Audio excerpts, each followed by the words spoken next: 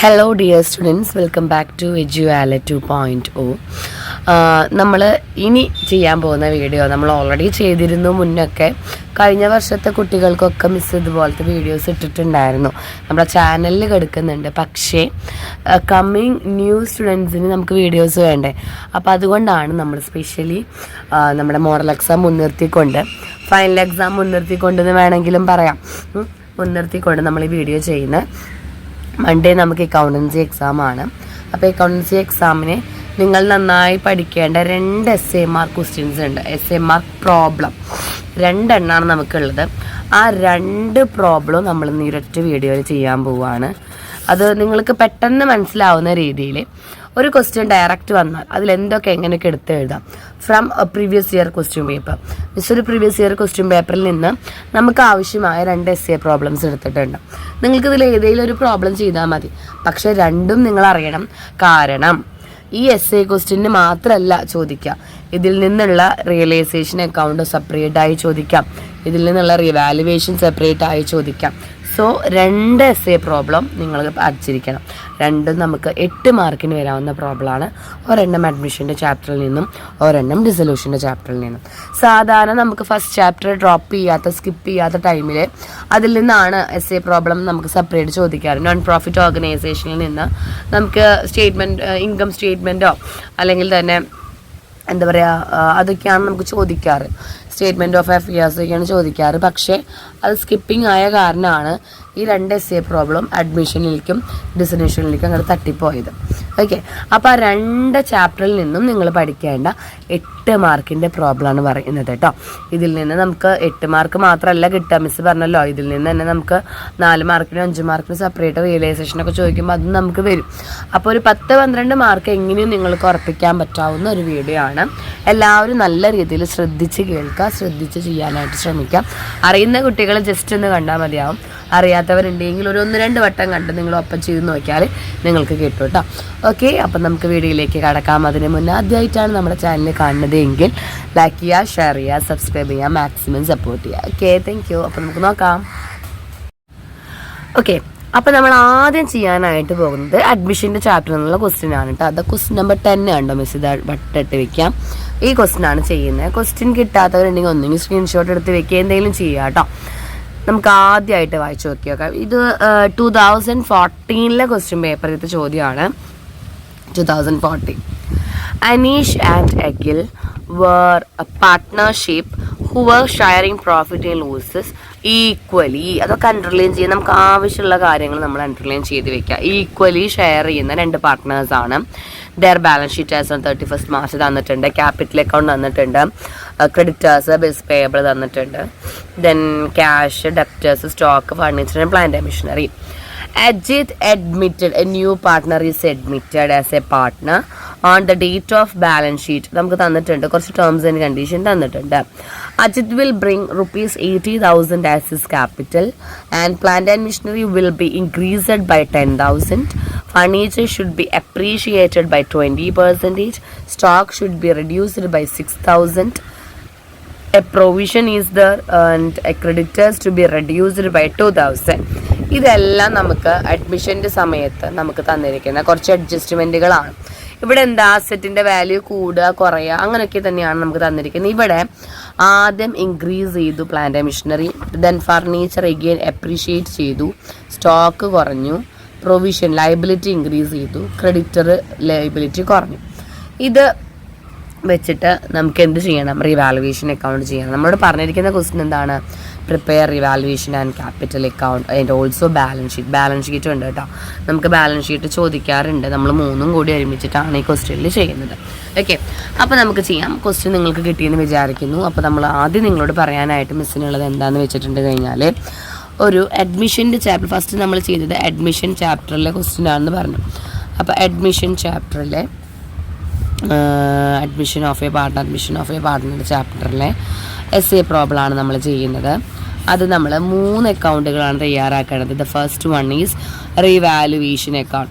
Revaluation അക്കൗണ്ടിൽ നമ്മൾ only the changes of amount, changes plus or minus മാത്രമേ നമ്മൾ ചെയ്തുള്ളൂ. ദെൻ നമ്മൾ തയ്യാറാക്കേണ്ടത് പാർട്ട്നേഴ്സിൻ്റെ ക്യാപിറ്റൽ അക്കൗണ്ട്. ഇവിടെ എത്ര പാർട്ട്നേഴ്സ് ഉണ്ട്, 3 പാർട്ട്നേഴ്സ് ഉണ്ട്. 3 പാർട്ട്നേഴ്സ് ഉണ്ട്. സോ 3 എമൗണ്ടുകളോളം വരച്ചിരിക്കാം. ദെൻ നമ്മൾ തയ്യാറാക്കേണ്ടത് ന്യൂ ബാലൻസ് ഷീറ്റ് ആണ്. ന്യൂ ബാലൻസ് ഷീറ്റ് നമ്മൾ തയ്യാറാക്കണം. ദെൻ ഇവിടെ നമ്മൾ വേറൊരു കാര്യം കൂടി ശ്രദ്ധിക്കുക, സാക്രിഫൈസിങ് റേഷ്യോ തയ്യാറാക്കേണ്ടതായിട്ടുണ്ട്. അപ്പോൾ സാക്രിഫൈസിങ് റേഷ്യോ തയ്യാറാക്കേണ്ട കാര്യമില്ല, കാരണം ഇത് നമ്മൾ എഴുതി വെച്ചാൽ മതി. വർക്കിംഗ് നോട്ടിൽ sacrificing ratio will be equal to new ratio നമ്മൾ എഴുതി വെക്കാം. Will be equal to new ratio നമ്മൾ എഴുതി വെച്ചിരിക്കണം കേട്ടോ. എഴുതി വെക്കുക. എന്നിട്ട് സാക്രിഫൈസിങ് റേഷ്യോ എങ്ങനെയാണ് കണ്ടുപിടിക്കുക? Sacrificing ratio equal to old ratio minus new ratio. ഇങ്ങനെയും കൂടി നമ്മൾ എഴുതി വെക്കണം. എങ്കിലേ നമുക്ക് എന്ത് ചെയ്യുള്ളൂ. ഇത് നിങ്ങൾ എക്സാമിന് ചോദ്യം ചെയ്യുന്നതിന് മുന്നേ വർക്കിംഗ് നോട്ട് ജസ്റ്റിൽ ഒന്ന് എഴുതി വെക്കണം കേട്ടോ. Sacrificing ratio will be equal to a new ratio. ഇവിടെ നമ്മൾ യൂസ് ചെയ്യുക ഗുഡ് ഷെയറിന് വേണ്ടിയിട്ടാണ്. ഗുഡ് ഷെയർ ചെയ്യാനാണ്. പക്ഷേ നിങ്ങൾ ശ്രദ്ധിച്ചോന്നറിയില്ല, മിസ്സിന് ഈ ക്വസ്റ്റ്യനിൽ ഗുഡ് തന്നിട്ടില്ല. ഗുഡ് നമ്മളോട് കണ്ടുപിടിക്കാൻ പറഞ്ഞിട്ടില്ല. ഗുഡ് അവരോട് ഷെയർ ചെയ്യാൻ പറഞ്ഞിട്ടില്ല.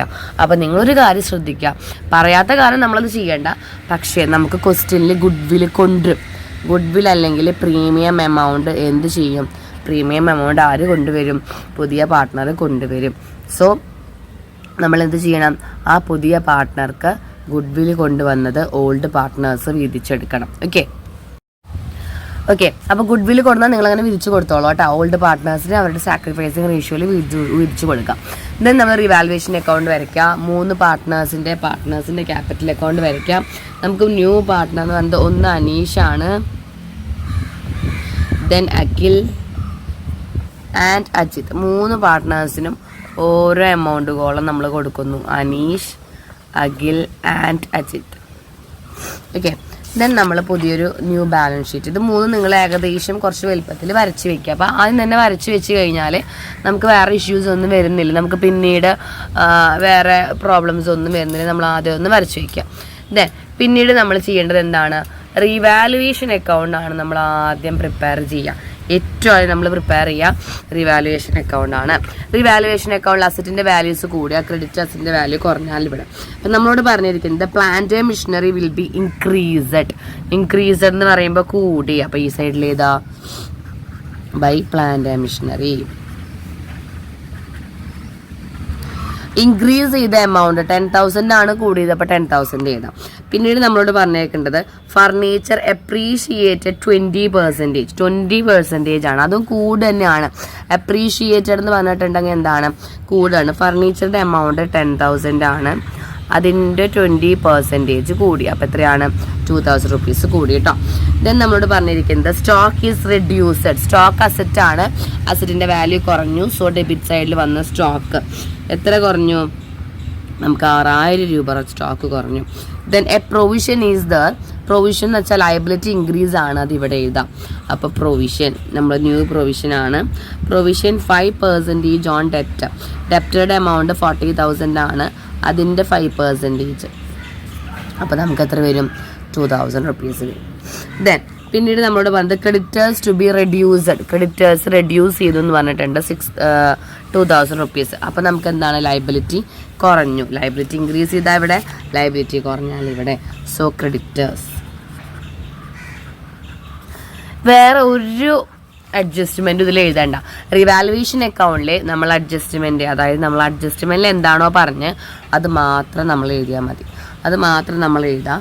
അത് മാത്രം എഴുതിയിട്ട് നമ്മളിതൊന്ന് ബാലൻസ് ചെയ്യുക. റിവാലുവേഷൻ അക്കൗണ്ട് ആദ്യം തന്നെ നമ്മളൊന്ന് ബാലൻസ് ചെയ്തിട്ട് ഇട്ട് കൊടുക്കാം. ബാലൻസ് ചെയ്യുമ്പോൾ നമുക്ക് ഈ സൈഡാണ് 14,000 രൂപ വരും. ഈ സൈഡ് ആ 14,000-ൽ നിന്ന് നമ്മൾ എന്ത് കുറയ്ക്കണം? കുറഞ്ഞ സൈഡ് നമ്മൾ കുറയ്ക്കുമ്പോൾ നമുക്ക് 6,000 രൂപ വരും. ഇത് ഓൾഡ് പാർട്ട്നേഴ്സിന് വിധിച്ചെടുക്കുക. ന്യൂ പാർട്ട്ണർ ഇപ്പോൾ വന്നിട്ടല്ലേ ഉള്ളൂ. അപ്പോൾ 2 പാർട്ട്നേഴ്സ് ക്യാപിറ്റൽ എന്ന് പറഞ്ഞിട്ട് വിധിച്ചു കൊടുക്കുക. 2 പാർട്ട്നേഴ്സ് ക്യാപിറ്റൽ. ഓൾഡ് പാർട്ട്നേഴ്സ് അവരുടെ റേഷ്യോ 1:1 ആണ്. അതിൽ വിധിച്ചു കൊടുക്കണം. ഒന്ന് നമ്മുടെ അനീഷാണ്, ദെൻ നമ്മുടെ അഖിലാണ്. 2 പേർക്കും 3,000 രൂപയാണ് വരിക. 3,000 കാരണം എന്താ? അവർ ഈക്വലി ഷെയർ ചെയ്ത് കൊടുക്കുന്നു. നമ്മുടെ ഓൾഡ് ഇത് ഓൾഡ് റേഷ്യോയിലാണ് അവർ കൊടുക്കേണ്ടത് കേട്ടോ. ഓൾഡും സാക്രിഫൈസും സെയിം തന്നെയാണ്, എങ്കിലും നമ്മൾ 1 വേർഡൊക്കെ പഠിക്കുമ്പോൾ നമുക്കത് ആവശ്യമായിട്ട് വരും, അതുകൊണ്ടാണ് പറഞ്ഞത്. ഇനി പാർട്ട്നേഴ്സിൻ്റെ ക്യാപിറ്റൽ അക്കൗണ്ട് എടുത്തിട്ട് നമ്മൾ ആദ്യം ഇവരുടെ ബാലൻസ് ബ്രോ ഡൗൺ ചെയ്ത് കൊടുക്കുക. ക്യാപിറ്റൽ അക്കൗണ്ടിൽ നിന്ന് ഇവരുടെ ബാലൻസ് ബ്രോ ഡൗൺ ചെയ്ത് കൊടുക്കുമ്പോൾ നമുക്ക് ആദ്യം അനീഷിനും അഖിലിനും 60,000 ക്യാപിറ്റൽ തന്നിട്ടുണ്ട്, 40,000 അഖിലിനും തന്നിട്ടുണ്ട്. ന്യൂ പാർട്ട്ണർക്ക് ഇല്ല. പക്ഷെ അയാൾ വരുമ്പോൾ എന്ത് കൊണ്ടുവന്നിട്ടുണ്ട്? ക്യാപിറ്റൽ കൊണ്ടുവന്നിട്ടുണ്ട്. ആ ക്യാപിറ്റൽ നമ്മൾ എഴുതണം 80,000 വേണ്ടി. ഇത് അയാളുടെ ക്യാപിറ്റലാണ്. ക്യാഷ് എന്ന് പറയുന്നത് അയാളുടെ ക്യാപിറ്റലാണ്. പിന്നെ എന്ത് ചെയ്യുക? ഇവരുടെ ഈ റീവാലുവേഷൻ പ്രോഫിറ്റ് ഇവിടെ അല്ല വന്നേ, അതിൻ്റെ ഓപ്പോസിറ്റ് സൈഡിൽ കൊടുക്കുക. റീവാലുവേഷനിൽ നിന്നുള്ള പ്രോഫിറ്റ് ആർക്ക് മാത്രം മതി? ഓൾഡ് പാർട്ട്നേഴ്സിന് മാത്രം. 3,000 രൂപ ഒരാൾക്ക് വരും, 3,000 രൂപ ഒരാൾക്ക് വരും. ഓക്കെ, ഇനി നമ്മൾ ആഡ് ചെയ്യാനായിട്ടുള്ളത് ചിലപ്പോൾ റിസർവുകൾ ഉണ്ടെങ്കിൽ ഇവിടെ കൊടുക്കണം, അക്യുമുലേറ്റഡ് ലോസസ് ഉണ്ടെങ്കിൽ ഇവിടെ കൊടുക്കണം, വീതിച്ച് കൊടുക്കുക. വേറെ ബുദ്ധിമുട്ടൊന്നുമില്ല, നമുക്ക് ബാലൻസ് ചെയ്യാം. ഇതെങ്ങനെയാണ് ബാലൻസ് ചെയ്യുക? 2 സൈഡും ടോട്ടൽ ചെയ്ത് കൊടുക്കുക. 63,000 വരും ഒരാൾക്ക്, 63,000 വരും. ഇവിടെയും 63,000 തന്നെയാണ് വരിക. കാരണം എന്താ, ഇവിടെ നമുക്ക് വേറെ എമൗണ്ടുകളൊന്നുമില്ല. സോ 63,000 നമുക്ക് ബാലൻസ് വരും. ഇയാൾക്ക് 43,000 വരും, ഇയാൾക്ക് 80,000 വരും. അപ്പോൾ ന്യൂ പാർട്ട്ണർക്ക് പ്രത്യേകിച്ച് ഒന്നും തന്നെ ഉണ്ടാവില്ല, അയാൾ കൊണ്ടുവന്ന ക്യാപിറ്റൽ മാത്രമാണ് നമുക്ക് ഉണ്ടാവുള്ളൂ. പക്ഷെ ഓൾഡ് പാർട്ട്നേഴ്സിനാണ് റിസർവുകൾ ഉണ്ടെങ്കിൽ അതും, അതുപോലെ തന്നെ നമ്മുടെ അക്യുമുലേറ്റഡ് ലോസസ് ഉണ്ടെങ്കിൽ അതുണ്ടാവും.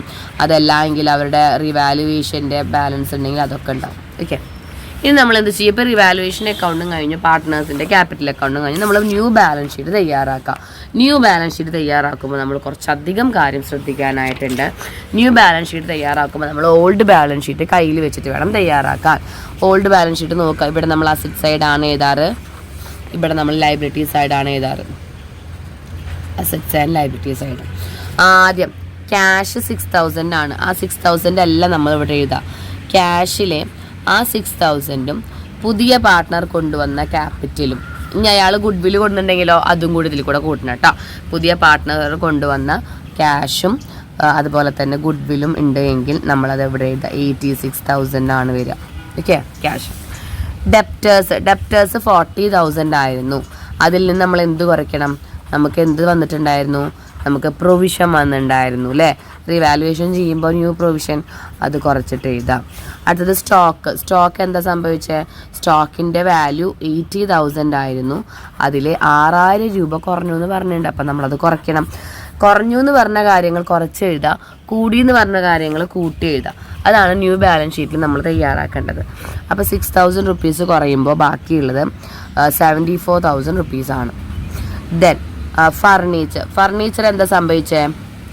ഫർണിച്ചർ കൂടിയിരിക്കുകയാണ്. ഫർണിച്ചർ 20% കൂടിയിരിക്കുകയാണ്.